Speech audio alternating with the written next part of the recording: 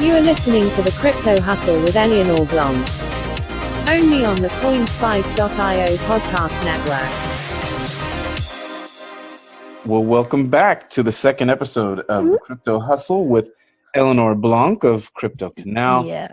And the good news is for the second episode here, there's just nothing to talk about. So Nothing. We're desperate nothing going here. on. No. Boring community, nothing to say. Just the usual stuff. Peer-to-peer no politics. Electronic it's all cash. good. Yeah, would you It's all good. talk about Kobe Bryant and Oh. there's nothing to talk about. But anyway, that was a bit of sarcasm leading into the second episode. It's so great to have you back. You've actually just returned from Davos, Switzerland, right? Yeah. Well, thank you for having me. I'm so excited to do the second episode. And indeed, I just came back from Davos. This was such a crazy adventure. So glad to, I guess, connect with the Crypto Valley ecosystem. As a Swiss expat living in Amsterdam, I've always been curious to see what's happening back home. And then I had a first chance to see it at Davos. So really cool stuff. And you timed it perfectly with, perhaps on purpose, with the World Economic Forum. So you were. Yeah. Go ahead. Yeah. So actually, what happens is I'm not the one timing this. They are quite smart. So actually, what happens is that alongside the WEF, which is the World Economic Forum, where every world leader or some of the world leaders meet up and discuss, among other things, climate change or cybersecurity. You have a bunch of cryptocurrency companies or blockchain companies organizing side events alongside the WEF. So it's quite of a unique experience. Imagine deep Switzerland. You're in Graubünden. It's at the far east of Switzerland, and this, the WEF has been organized for the last 50 years with a strong political agenda in mind to just keep Switzerland as a place where key decision leaders meet up at least a couple of times a year, if not at the WEF, to discuss certain topics. So it's an interesting sort of PR moment for Switzerland in general. Let's say the fiat world is very happy to be there. You have, all the big companies as well have these sort of booths, if you could call them. They're not really booths. It's like this whole street is transformed as sort of a show, a window into these companies, a unique networking moment among, the snow and the craziness. So that's Davos. So really interesting crowd, interesting conferences with crypto blockchain companies from the Crypto Valley using this opportunity to showcase their products, their investments, etc. So it's a fantastic idea to take advantage of that moment and kind of run a parallel conference or parallel parallel agenda, really. But you were there kind of rubbing elbows, if maybe even if across the street, as it were, with the movers and shakers of the world. Yeah, absolutely. You had some fangirldom going on there. I saw. Tell us about your run-in with. Okay, no. I'll start by saying that I was moderating at this summit at the CV summit. So thank you, CVVC Labs for inviting me and all that stuff. It was a really nice opportunity, and I saw on the program, among other people like Charles Hoskinson, from Cardano. There was Rune from MakerDAO, really cool people out there. And then I see Brittany Kaiser, and I'm like, what? They have this woman from Cambridge Analytica scandal. I don't know if people have watched The Big Hack or The Great Hack. I can't remember the name. The Netflix show explaining her experience from the inside, living the whole Cambridge Analytica Facebook, drama regarding ownership of data and with Facebook and everything that people need to read into this. But basically, I see that she's on the program. I'm already like, wow. And I see her in the streets. I'm and walking in Davos the day before, and I see this bright canary walking up to me. She has this bright yellow coat, and I just drop, and I'm like, oh my, really ridiculous moment for me, where I just sort of went up to her. I was like, oh my God, no, I'm such a fan. Go you, and tomorrow something. I can't even remember what I managed to articulate. It was really whatever. Not my proudest moment, but you're such a nerd. I know, but I was like, oh my goodness, this woman, she's here. And you know, whether you like it or not, what she's done in the past, like right now, she's advocating for people to take control over back their data. So right. yeah. And then the next day I saw her. She was awesome on her panel. She had Nura Rubini there, Fluffy Pony as well. And she was just owning the stage.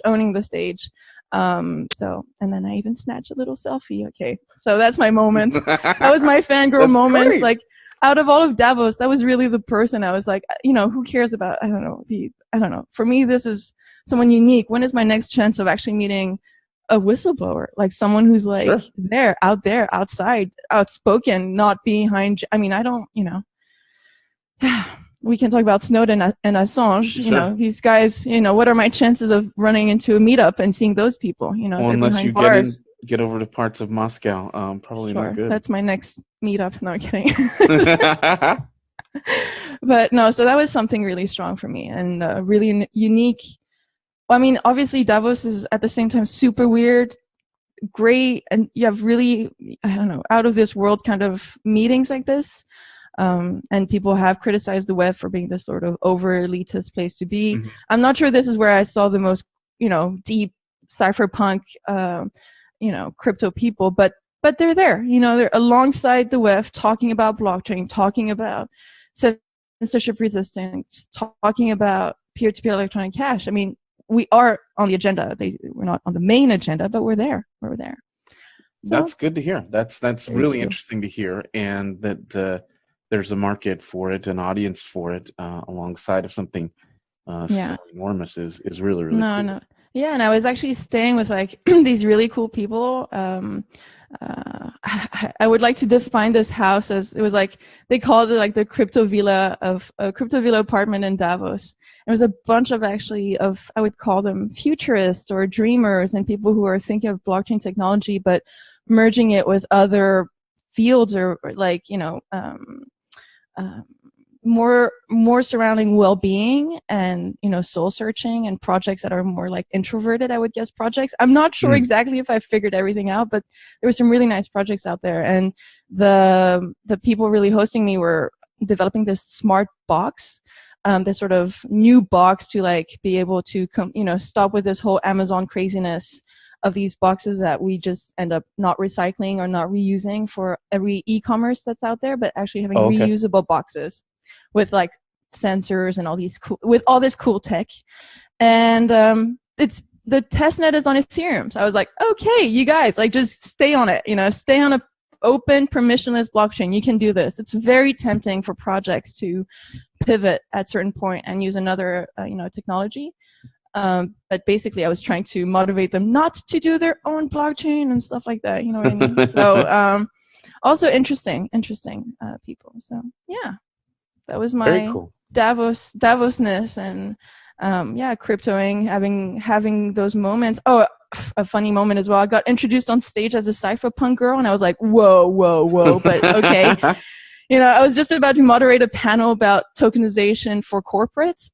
So, you know, it was like the contradiction there, but it wasn't. And actually, I think it made even a more interesting conversation, because these corporates are trying to innovate, and they are thinking of, you know, using tokens in a way, and they haven't figured everything out. You know, it's kind of like loyalty points, but, you know, what are the other use cases out there? And I always like to bring it back to finance. You know, for me, like, of course you can develop so many different types of tokens, but then you have to make sure on which blockchains you're doing it. You know, what's the purpose? What is the value of these tokens? You know, what, you know, yeah, it's a new world, and corporates are trying, and I understand that in the beginning they're a bit like about using open permissionless blockchains like Bitcoin Cash or Ethereum, and they just don't know yet. So I was going to ask, were you able at all to sandwich in the SLP idea, or because most, if they know anything about it, they'll just dovetail right into Ethereum and ERC20. I came down from stage and was like, oops, I did not. I wanted to. I was like, that was the one keyword, Ellie. That was the one word you had to place on stage. No, but absolutely, SLP tokens should be used by more businesses. So I look forward to growing that ecosystem. And obviously, BCH is a great blockchain to launch that kind of token. So let's see. The But ecosystem's still young and yes, has a long way to go. And the ERC20s, the whole token idea, as you said, is so completely new to a lot of legacy finance that maybe trying to jump 2 steps ahead into the SLP world is not as advisable as saying, look at all these other well-established projects on ERC on the Ethereum chain. So it's not all bad, just as long as they're thinking along those lines.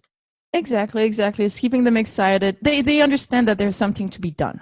They want to innovate, and right now it might be a marketing stunt, but it's a good marketing stunt. I'm not gonna be upset about it. So I think it's really any good step towards making people understand that the fiat world they're living in is slowly changing or fastly changing.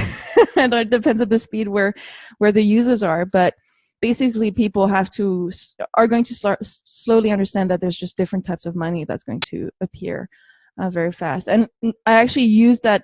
I was very inspired. I thought that for this panel, a video that had inspired me recently was the one by Andreas Antonopoulos. And even though I don't agree with everything he says, that video is pretty good. And he was talking about, okay, number one, you have money of the government, fine, that we all know.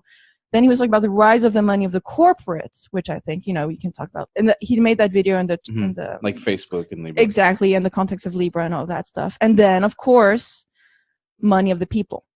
So money of the corporates is probably the phase we're in now, where corporates are like, playing with the idea of minting their own stuff, rewarding people with their own coins. I mean, it's not new, right? We've already had loyalty points, but now they're thinking, oh, well, it's more than loyalty points. And, we can have all these different mechanisms around it. And, it's maybe, not just a utility token. Maybe there's also a little bit of, governance in there. So people are playing around, and they see that there's a whole field, a new field to be experimented with. And money of the people for me is still the strongest use case, but I guess there's an intermediate phase, which is money of the corporates. I mean, recently I bought some earrings on Wish. Okay, no shaming me for buying stuff cheaply off Chinese platforms, but those earrings never reached my home, and I got reimbursed not in euros but in Wish tokens, and I was like, whoa, you know what I mean? And they didn't ask me if I was okay with that. I was just like, oh, you've been credited 2 euros worth of Wish tokens. And I was like, oh, scary cool. It's like, okay, I guess. Yeah, and you're not going to fight over 2 euros. No, you're not. You really are not going to fight. I mean, Wish has it all figured out. Great business model. There's no way I'm opening a case to get my 2 euros back. And I thought that was interesting because, okay, next step. Wish puts this on a, permissionless blockchain. Hello, Wish, are you hearing me? And the next thing they do is, these tokens are worth double on my birthday, and then I want to spend more on my birthday. You know what I mean? You can start innovating, and let's see. But that was just a Wish token, so I thought that was quite interesting. So to come back to Andreas's, model, so money of the government, money of the corporates, money of the people, and I think that's still the strongest message out there. And people we need to go through this transition period. Really, we do. And so while you were gallivanting around and fangirling out and getting your sleeve tattoo and your nose ring from Wish to become Cypherpunk, yes, peer-to-peer cash girl extraordinaire, while you were away, the hoi polloi in the peer-to-peer electronic cash community pretty much set the house on fire. And I know you have some thoughts on it. Can you first, before there's no way we're going to be able to, settle this or in any way, super define. Are you kidding? Tonight we're coming with a new IFP proposal. Everybody listen up. Okay, Kelso and I have, researched this for weeks now. I swear if we never talk about it again, it'll be too damn soon. But anyway. No, forget it. We have 3 months of this until halvening, until May. We have at least 3 months of drama ahead of us. But it's beautiful drama. That's not, like Roger said, this is beautiful conversation in the community. We're delighted to see all these opinions. And I think actually, sarcasm aside, it's great. It's actually beautiful to see so many people care so much. I'm sorry, but it's quite something, right? Okay. You have these companies coming out. I mean, first of all, we never thought that a self-funding system would be possible on BCH, right? And We were before you looking get at too far, does Wish sell Pepto-Bismol? What? Like I hope bismuth, not. What is that? for like What? a sour stomach? It may be a U.S. thing, but it's like No. this pink cream that we drink because we have indigestion.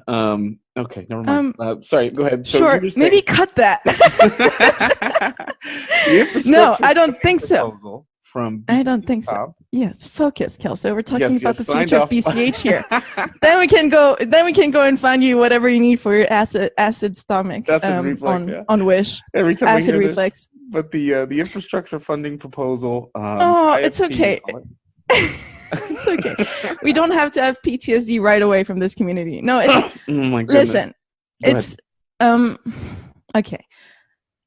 I've been looking at other cryptocurrencies before. I mean, throughout my crypto whatever endeavors, and you look at projects like Dash, like Decreed, that have self-funding mechanisms. You look at Zcash, who also has some kind of a self-funding mechanism. Yeah, they just announced another round of it. Yep. Right. You look at Ethereum, that's also pretty well funded, but not in a self-funding mechanism, but in another way. Then you look at Cardano, which doesn't have a self-funding mechanism, but also is funded in a different way, right? They just have a bunch of funds laying around. Now, BCH is its own ecosystem, his own vision, forked off from BTC because we didn't follow, we weren't agreeing with the whole scalability roadmap that Core had, et cetera, et cetera, et cetera.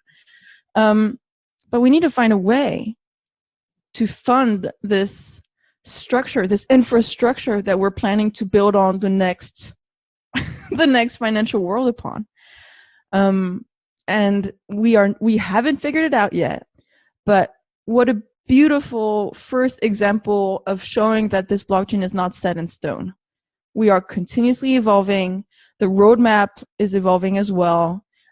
We have devs we know that are already laser focused right now and are just asking for more because the community wants more. We want to be a blockchain that can compete with other blockchains out there. So we see a problem, and now it's a matter of fine tuning the how. I think at least the debate now is, I don't think the debate is about having a self-funding mechanism. I think people understand that you need to have an ecosystem. You need more than what we have right now currently as a setup. And now we have a bunch of people that are in the space that are either investors, developers, writers, enthusiasts, business owners, miners, for God's sakes, that are out there saying we want to support Bitcoin Cash. Let's do it in a functional way. The conversation is still up in the air, and there is no definitive answers right now. And it is exciting times, and I do love the abundance of articles and different opinions because we are to say better words, a politically motivated community. People understand what's at stake. There is power in the code, and there is power in who controls the code. So it's also a matter of who funds the code. It's all linked. So it's a matter as well of doing it in the most open and transparent way. I think that's what triggered people the most when the first IFP came out, was that all these funds would be going through a Hong Kong company, right? You cannot say that in crypto anymore. I think we're in a space right now where people expect more transparency. And we need to find a way. We need to find a better way. Yeah, I think immediately the first thing I saw from an outside perspective, just having to cover it as a journalist, was the fact that Zhuoer and his BTC.TOP proposal that was signed by Wu of Bitmain, Jiang of BTC, and of course Roger of Bitcoin.com, Roger Ver, is that there was clearly a division immediately between kind of what we loosely call Eastern sort of thinking and Western sort of thinking, whereas the BTC.TOP founder was very much about, look, this did not come debate. Right. Well, I don't know if he meant it quite as we in the West interpreted it, but we got triggered. How we took it, right? And I think I think a lot of people who are, relative tourists within the Bitcoin Cash community thought, well, Jesus fell out of the sky. But this has actually been talked about for a couple of years at least. Yeah. And his thing was like, okay, we've had enough debate now. It's time to try something and do something. Mm-hmm. And I think the very fact that he bothered to write a Medium article on it, put it out there, and gather signatures from people that he knew would garner some more attention is enough to say that, because I guess theoretically they just could have done this, right? They didn't really have to ask anybody. They could have just literally done this. And so I think. Oh no, come on! I'm happy they at least they announced. I mean, you can't. You think they could have just done this without informing anyone? I mean, imagine. Okay. Yes, I'm saying that they didn't, or he didn't. Yeah. Whomever we want to say. So yes, they for sure could have, and still might. I doubt it, but still might. The point is that they didn't, and that. So even though he said no debate, I think what he was trying to, he was trying to say, don't dither, don't talk this into the ground, so we never do something. So, because in other words, right. The simple fact that he even posted a Medium is that an article is that he obviously wants debate. He wants people to talk about it. Absolutely.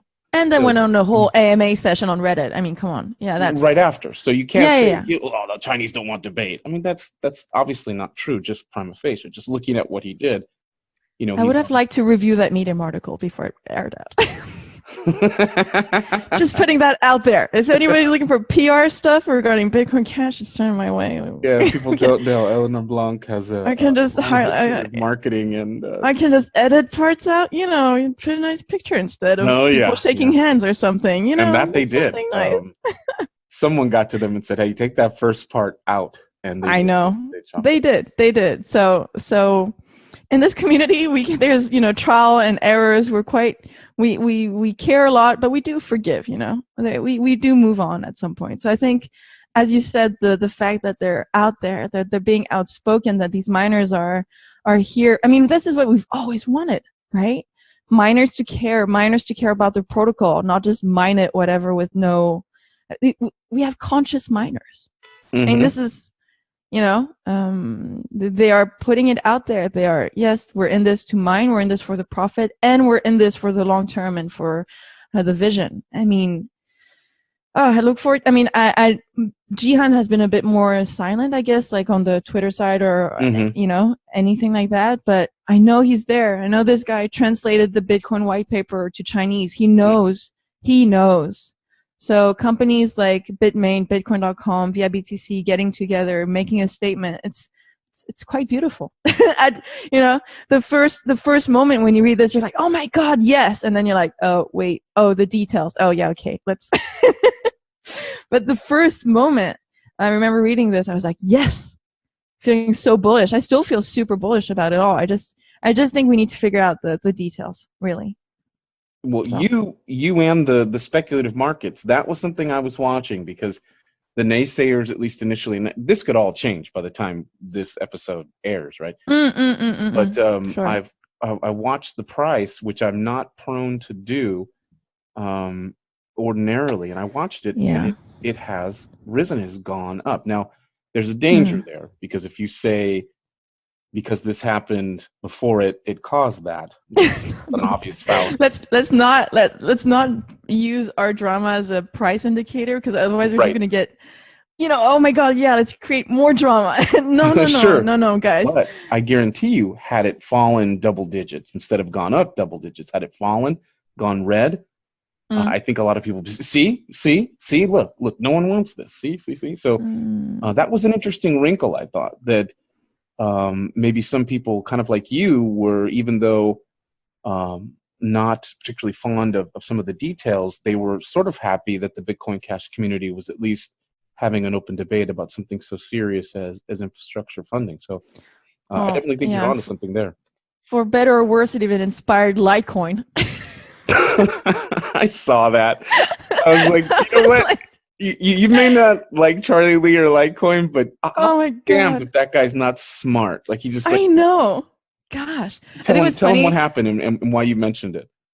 Oh, okay, no, but I just have this running joke around Litecoin. It's like, what is it? It's like Bitcoin multiplied or divided by 4. It's just a quick, easy, snap at Litecoin. I mean, it's nothing bad. It's just like, it's just not, they're not, they're not doing anything.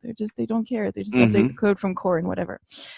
So, but, and then the whole Charlie D, it's fine. It's fine. Basically, he was also saying that miners should, but this time, donate voluntarily 1% or something.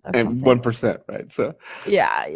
He's that friend, that kind of antagonistic friend that always one-ups you. You're just like, hey, I lost 5 pounds this week. I'm feeling really good about myself. And she walks out and goes, yeah, I lost 15. I mean, that's great. I'm happy for you. That's great. But it's that friend who can't really lets you be in the spotlight for 3 seconds. No, he cannot. I'm going to do it, and I'm going to do it better. Because it's sneaky. It's just sneaky. He's just like, hey, look, I bought this used car. Isn't it wonderful? Yeah, I've got a new lease. Do you want to see my Tesla? I mean, I like yours. Yours is nice, though. Yours is really nice. No, but it's I don't know. The space, we learn from each other, right? So if we can inspire Litecoin, we're doing something quite. They haven't changed anything. They haven't deviated from core. We are actually putting something into their minds here. Yeah. Because if BCH can figure out self-funding, all the others are going to be like, oh crap. Oh, BCH is, they're heading in a good direction. But it doesn't mean we can't learn from Decreed or Dash and other projects out there that have been doing decentralized governance. Have been, they've been crunching this. So maybe we should have a bit, it's inspiring me to make an event in Amsterdam and just be like, okay, BCH Dash, everybody, self-funding people out there, come on, let's just crack this up. And you can maybe tell us the do's and don'ts, That would be cool. Yeah. That's what we need. Yeah. This is not the last of a conversation that you and I or the ecosystem will be having on this subject. So I think we can leave it there for now. Just get that let everybody who listens know that we're thinking about it, we're covering it, and you will everything on CoinSpice, the yes. tears and the happy tears and the and everything in between. Yeah, so it's important. When every time I let you go, I want to make sure that people can follow you. Follow your work, what you're doing, and keep up with all things Eléonore Blanc. Well, you can go to cryptocanal.org if you're interested to have the meetup agenda to follow everything happening in the Netherlands and more. I'm going to be adding more events to there. And of course, on Twitter, you can follow me at blockblank with a C at the end. I've seen people putting a K. It's not Eléonore Blanc space. It's blank, like BLANC, the color, and white in French. But you can follow me there, and I'll be also doing much more things with Bitcoin.com. I'm very happy to say that I'll be working closely with Bitcoin.com and organizing the upcoming event in Lugano. So stay tuned for that. Boom. All right, guys. So we will see you next episode on the Crypto Hustle. Thanks again, Eléonore. Thank you very much. Till next time.